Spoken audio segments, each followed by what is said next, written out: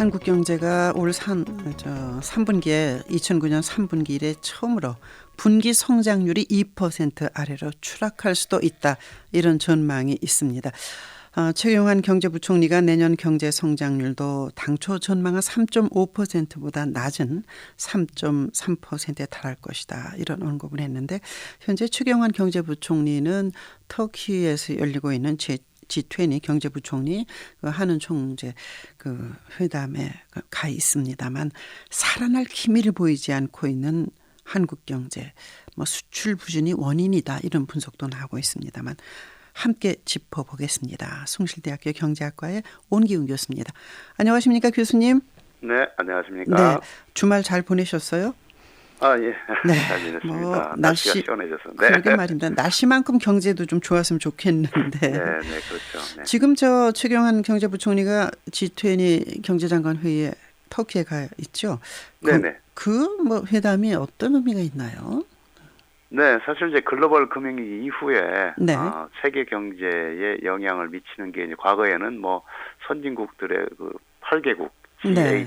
이런 정상회담이 이제 중심이 됐는데 신흥 국가들도 굉장히 중요하다. 세계 경제의 안정 성장을 위해서는. 그래서 네. 이제 2009년부터 G20 우리나라를 비롯한 신흥 국가도 네. 참여하는 이러한 재무장관 중앙은행 총재 회의가 매년 개최가 되고 있습니다. 아, 그렇군요. 그래서 이제 올해는 지금 터키 앙카라에서 네. 지난주에 이제 회의가 개최가 됐습니다. 네. 여기서 이제 여러 가지 논의가 이루어졌는데 크게 우리한테는 두 가지가 관심을 끄는 사항입니다. 이 공동 성명에 발표된 내용을 보면 네. 하나는 선진국의 긴축 통화 정책 가능성이 높아져서 그 점에 유의를 해야 된다. 네. 이것은 다시 말해서 미국의 금리 인상에 아하, 대해서 네. 지금 이 얘기를 하는 거죠. 그렇군요. 그래서 직접적으로 말씀을 드리면 미국이 만약에 금리를 이제 9월에 인상을 하게 되면 네. 올해 세계 경제 성장률이 0.3%포인트 정도 떨어질 것이다. 아하. 내년까지 이렇게 영향을 미칠 것이다. 이렇게 이제 보고 있습니다. 네. 이건 라가르드 국제통화기금 IMF 총재가 이제 네. 현지에서 밝힌 내용이고요. 네. 좀 전에 라가르드 총재가 한 말, 미국 네. 금리는 그냥 그대로 영원히 도의된다. 그 말하고 맥이 통하는 거군요. 그러니까. 네. 왜냐하면 네. 만약에 섣불리 금리를 올렸다가 다시 금리를 얼마 되지 않아도 내릴 것 같으면 네. 차라리 지금 올리지 않는 게 나으니까 좀 신중하게 해달라. 만약에 지금 섣불리 올려서 네. 미국 경제는 물론이고 세계 경제가 다시 꺾인다면 더 심하게 네. 그럼 다시 금리를 내리지 않겠느냐. 아하. 그러니까 좀 더 신중하게 금리의 인상 여부 네. 및 시기를 결정을 해야 된다. 이렇게 이제 봤습니다. 네. 두 번째 또 하나는요. 네네. 중국의 위안화 평가 절하 문제에 대해서 미국이 네. 노골적으로 불만을 이제 표시를 했는데 네. 이 제이컵 루 미국 재무장관이 현지에서 중국 재정부장을 만나서 네네. 경쟁적인 통화평가제를 삼가해라 아하. 라고 이렇게 얘기를 하고 이제 중국이 수출 경쟁력을 확보하려고 통화 가치를 내려서는 안 된다. 네. 이렇게 지적을 한 것이 이번에 이 회의에서의 주요한 네. 주목되는 사항이라고 봐야 되겠습니다. 굉장히 중요한 두 가지 대목을 지금 짚어주셨는데 IMF 네. 총재가 아주 키 큰 여성이죠. 머리 하얗고. 네네네. 예, 세계 경제를 두 여성이 끌고 가는 것 같은 네. 그런 생각이 듭니다.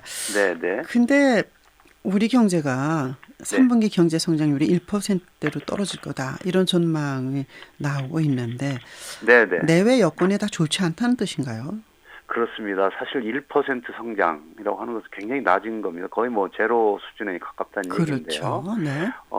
지금 이제 국제 금융업계를 중심으로 해가지고 그런 이제 전망들이 나오는데, 호주 뉴질랜드 은행이 만약에 한국이 9월에도 수출이 계속 감소한다면, 네. 3분기와 4분기의 성장률이 1%대로 떨어질 수 있다 이렇게 이제 발표를 했는데, 네. 그러다 보니까 이제 만약에 1%로 떨어지게 되면은 2009년 2분기에 마이너스 1.1%를 기록한 이후에 네. 6년 만에 지금 6년 3개월 만에 1%로 떨어지는 이런 셈이 되겠습니다. 네. 이게 경제 안 좋아질 것이다. 아하. 그런 얘기죠. 사실은 이제 경제 성장률 자체가 계속해서 전년 동기 대비로 지금 2%대 지금 겨우 이제 유지하고 있는데 네. 이게 1%대로까지 떨어진다면 상당히 이제 올 그렇죠. 전반적인 그 평균 경제 성장률도 네네. 2%대 후반도 사실 장담하기 어려운 이런 상황이 아닌가 이렇게 생각이 됩니다. 네. 중국 경제 얘기를 아까 미국 재무장관이 중국 재무장관한테 했다는 말씀 하셨는데 네네. 중국 경제가 굉장히 둔화되고 있잖아요. 네네. 수출 그렇습니다. 때문에 위안화도 계속 절하하고 그러고 있는데 네. 전망을 어떻게 하십니까? 그래서 이제 중국 경제는 이제 신창타이라고 해서 네. 새로운 뉴노멀 새로운 그 상태 이것은 무슨 얘기냐면 이제 중국 경제 성장률이 네. 이제 7% 정도가 되면 이거는 이제 새로운 기준 그러니까 그 정도를 이제 기대를 해야 된다. 네. 이렇게 얘기를 해서 중국 정부도 이걸 이제 표현을 했고 이런 용어를 그리고 네네. 이제 7%를 목표로 내세웠는데 3분기에 중국의 경제 성장률이 6%대로 떨어질 게 지금 기정사실화되고 있다. 네. 이런 얘기죠. 그러니까 신창타이로 제시한 7% 지키기 때도 못 어렵다. 지킨다. 네. 네, 그렇게 되면은 결국 이제 세계 경제에 큰 그 영향을 미치죠. 뭐 직접적으로 우리나라의 경우에는 이제 중국에 대한 수출 비중이 지금 25% 4분의 1 그렇죠. 정도가 중국에 대한 수출인데 네네. 중국의 성장률이 이렇게 떨어지게 되면 직접적으로 우리가 수출에 그 타격을 입을 수밖에 없고 네.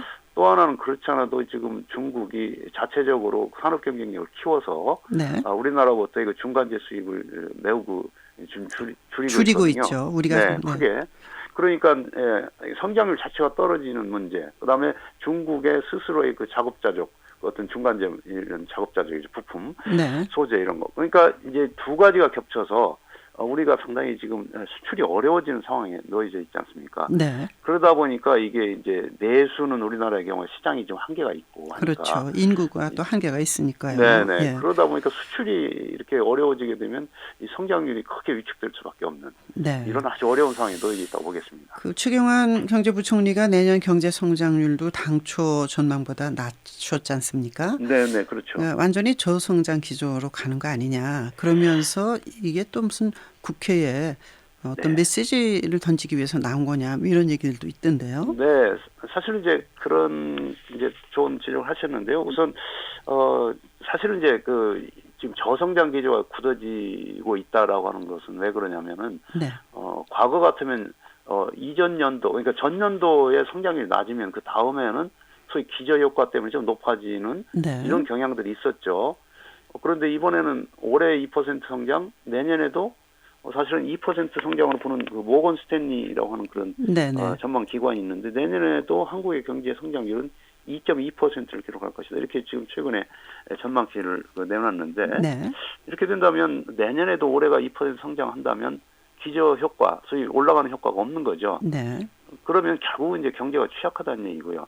일단 그런 점을 이제 최경환 부총리도 상당히 인식했다고 보겠고 또 하나는 국회가 항상 그 성장률을 좀 낙관적으로 봐가지고 좀 실제보다 높게 봐서 그 세금이 따라서 좀 더 많이 거칠 것이다라고 하는 이런 그 전제하에서 세출 예산을 짜기 때문에 실제로 항상 지나놓고 보면은 국회가 예상했던 성장률보다 낮았거든요, 실제가.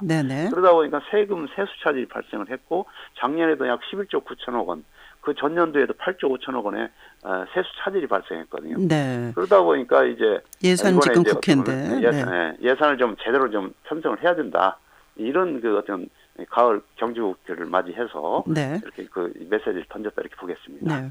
뭐 그런 가운데 일부 언론에서는 최경환 부총리가 내년 4월에 국회의원 출마를 위해서 적당하게 하고 떠나려고 하는 거 아니냐 뭐 이런 얘기들도 있던데 하여튼 앞으로 나라 살림이 더 긴축적으로 운영돼야 될 것이며 고용 절벽이다. 뭐 3포 세대, 5포 세대, 7포 세대라는 청년들의 일자리는 어떻게 될 것 같아요? 참 걱정입니다. 정말. G20 재무장관 회의에서도 사실 청년 문제에 대해서 언급이 나왔는데요. 취약 청년을 2025년까지 각국이 15% 감축을 하자. 이런 그 의견을 모았는데 이 취약 청년이라고 하는 것은 저숙련자 플러스 그 니트족 학교에 다니지도 않으면서 일할 의지가 없는 무직자 이런 그 청년을 좀 15% 감축을 해야 된다 이런 얘기인데 그러면 한국의 경우에 지금 이런 니트족 비율이요 15세 24세의 경우에 작년 기준으로 14.5%인데 그럼 2025년에는 12.3%까지 이제 감축을 해야 된다 이런 얘기인데 네. 그러면 지금 성장률은 떨어지는데 어떻게 보면 일자리 만들어냐 이게 상당히 좀 어렵죠. 그렇죠. 그렇죠. 고용 없는 성장 뭐 똑같은 성장을 하더라도 갈수록 고용 창출이 상당히 이제 네. 줄어드는데요. 그렇죠. 이게 상당히 걱정이고요. 그러다 보니까 이제 나라 살림은 자꾸 이제 세수가 부족해지니까 더 긴축을 해야 되고 그러니까 어떤 고용 창출을 위한 예산도 네. 뭐 늘리기가 어렵고 그러니까 결국은 이제 우리 경제를 원점에서 다시 좀 이렇게 과감하게 좀 구조개혁을 하고요. 네. 서비스업 쪽에서도 좀 우리가 활성화할 수 있는 이런 분야, 네. 이런 뭐 외국의 사례 이런 걸 좀 총체적으로 다시 한번 재점검을 해서 네. 뭐라도 하여간 우리가 성장 잠재력을 높일 수 있는 이런 어떤 고민들을 많이 해야 될 걸로 생각을 합니다. 네, 그런 면에서 이제 여당 쪽에서는 관광산업 활성화나 뭐 의료산업이라든지 이런 거에서 이제 법을 좀 통과시켜달라 이런 얘기를 하는 것 같은데요. 네. 그 산업이 아주 비약적으로 발전해서 기계가 많은 것을 하게 되는 것은 편안해진 것 같지만 사실은 일자리를 줄이는 그런 그렇죠. 추세에 앞장서 있는 거 아닙니까? 그렇죠, 네. 그 내년 1인당 국민소득 3만 달러 달성, 무역 규모 1조 달러 지키기 어려울 것이다. 이렇게 전망해도 무리가 없겠네요. 어떻게 보세요? 네, 사실은 지금으로서는 우리의 그 희망은 내년에 정말 3만 달러가 한번 돌파를 했으면 1인당 소득이 이랬으면 네. 좋겠는데 지금 작년도에 우리나라 1인당 소득이 2만 8,180달러였습니다. 네. 잘하면은 3만 달러를 올해 돌파를 좀 해서 정말 우리가 이제 네. 선진국 대열에 동시창고에 진입할 수도 있지 않겠나 이런 생각을 할 수가 있었는데 네. 사실은 좀 어려워진 오히려 왜냐하면 2분기에 1인당 국민소득이 뒷걸음질 쳤거든요. 그렇군요. 4년 네. 반 만에. 네. 오히려 앞으로 나가야 되는데 거꾸로 가니까. 근데 올해는 사실은 우리나라 원화 가치도 상당히 떨어졌습니다. 그러니까 네. 약세를 지금 기록을 하고 있는데 그러면 이거 듣- 달러로 계산해 보면 더 떨어지죠 이제. 그게 듣고 일어설 수 있는 정책과 이런 게 뭘까 고민이 됩니다. 오늘 말씀 여러 가지로 아주 다양하게 잘 해주셨습니다. 고맙습니다. 네, 고맙습니다. 네, 숭실대학교 온기훈 박사였습니다. 7시 25분입니다.